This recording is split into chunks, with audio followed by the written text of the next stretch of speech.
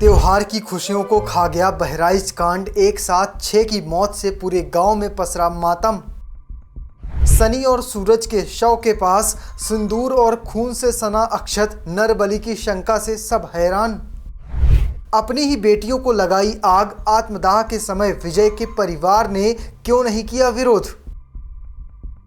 UP के बहराइच में हुए कांड ने सबको चौंका दिया है। एक साथ 6 की मौत से पूरे गांव में मातम है। लग रहा है कि त्योहार की खुशियों को गम के राक्षस की नज़र लग गई है। किशोरों की लाशों के पास मिले अक्षत और सिंदूर ने तो इसे नरबली से भी जोड़ दिया है। बहराइच के निंदरपुरवा टिरपहा गांव ने पुलिस से लेकर फॉरेंसिक टीम तक का जमावड़ा लगा हुआ है। हर कोई मौत की गुत्थियों को सुलझाना चाहता है। आखिर विजय ने सूरज और सनी की हत्या क्यों की है। दूसरा सवाल कि विजय ने खुद के साथ पूरे परिवार को जलाने से पहले गृहस्थी और ट्रैक्टर को आग क्यों लगाई, और लाश के पास मिले सिंदूर और अक्षत का क्या मतलब है। नमस्कार, मेरा नाम है शुभम गर्ग और आप देख रहे हैं जनसत्ता। बात बुधवार की है। खेत में लहसुन की बुआई के लिए विजय कुमार मौर्य ने गांव के ही 14 वर्षीय सूरज यादव और 13 साल के सनी वर्मा और 15 साल के किशन यादव को घर बुलाया। सूरज और सनी ने महानवमी होने के कारण काम करने से इनकार कर दिया। नोक झोंक के बीच विजय ने किशन को लकड़ी काटने के लिए घर से बाहर भेज दिया। सूरज और सनी से गुस्साए विजय ने घर के आंगन में ही धारदार हथियार से वार करके दोनों की हत्या कर दी। इसके बाद मवेशियों और खुद को पूरे परिवार के साथ एक कमरे में बंद कर रसोई गैस के सिलेंडर की मदद से आग लगा दी। आग भड़कने पर पूरा परिवार चीखने लगा। शोर सुनकर ग्रामीण दौड़े, लेकिन आंगन में लहूलुहान सूरज और शनि के शव देखकर सभी के होश उड़ गए। कुछ देर बाद फायर ब्रिगेड और रामगांव थाने की पुलिस मौके पर पहुंची। किसी तरह दरवाजा तोड़कर आग पर काबू पाया गया, लेकिन तब तक भीतर बंद पूरे परिवार और मवेशियों की मौत हो चुकी थी। इस मामले में चश्मदीद रामू ने क्या कुछ कहा, चलिए आपको वो सुनवाता हूँ। मामला ये हुआ कि मैं सुबेरे वहाँ से हम गए थे, वही 9 साढ़े 9 बजे घाट छोड़ के 10:30 बजे तक मैं घर पर पहुँचा। लड़की लेकर पानी मैंने नहीं पिया। इसके बाद आग लग गई, धड़ाक देश में आग जलने लगा। ट्रैक्टर से दगा ट्रैक्टर, वह आग लग गई। पूरा गांव इकट्ठा हो गया। हम लोग ट्रैक्टर बुझाने उधर साइड में है, उधर बुता रहे थे। इसके बाद 112 आई, पुलिस आ गई। इसके बाद सब गेट बंद थे। टंगारी से गेट तोड़ा सारे, और टंगारी जब खोले तब पानी उसके अंदर डालते 2 इंजन चल रहे थे। तब बंद हुआ जब पानी, तब उसमें से लहासें निकलने शुरू हो गई। और इसके बावजूद और इसके बाद कितनी लाशें मिली? इसमें से 6 लाशें निकली। दो निकली हैं ऐसे, और 4 निकली हैं जली हुई। और 4 गाय उसके अंदर पड़ी हैं, और करीब 2-4 बकरियां भी पड़ी हैं। घर के अंदर सूरज और सनी के अलावा 45 वर्षीय विजय कुमार वर्मा, उसके अलावा उनकी पत्नी धीरज कुमारी, 8 वर्षीय उनकी पुत्री प्रियांशी, 6 वर्षीय उनकी पुत्री रियांशी का भी जला हुआ शव मिला है। रामगांव पुलिस ने विजय के भाई मनोज और अजय को हिरासत में लेकर पूछताछ शुरू की, तो दोनों ने बताया कि 1 वर्ष पूर्व सड़क हादसे में इकलौते पुत्र की मौत के बाद से विजय की मानसिक स्थिति सही नहीं थी। वो आए दिन अपनी पत्नी और बच्चियों को भी मारपीट करता था। पुलिस के अनुसार विजय मूल रूप के बिहार के भागलपुर जिले के नवगछिया गाँव का रहने वाला था। 22 वर्ष पूर्व यहाँ आकर करीब 5 एकड़ जमीन खरीद कर खेती शुरू की। गाँव के अन्य लोगों की जमीन भी बटाई पर ली थी। उसके दोनों भाई भी यहाँ आकर अलग अलग मकान बनाकर रहते हैं। विजय की पड़ोस में रहने वाली प्रमोद ने क्या कुछ कहा, पहले आपको वो सुनवा देते हैं। वो दादा हमसे जब धुआं निकले लाग और टायर भरे लाग, जब दगई लाग, तब एक लड़का बच्चा बोला है कि उधर दौरे विजय के घर बरीगा। तब हमहू जान पावा है, हम अपने दौरे में हैरान। घर तो हमारे मन यहाँ आए। अब पड़ोसन के सब है हैं, लेकिन उनके घरे कोई एक बच्चा नहीं देखा।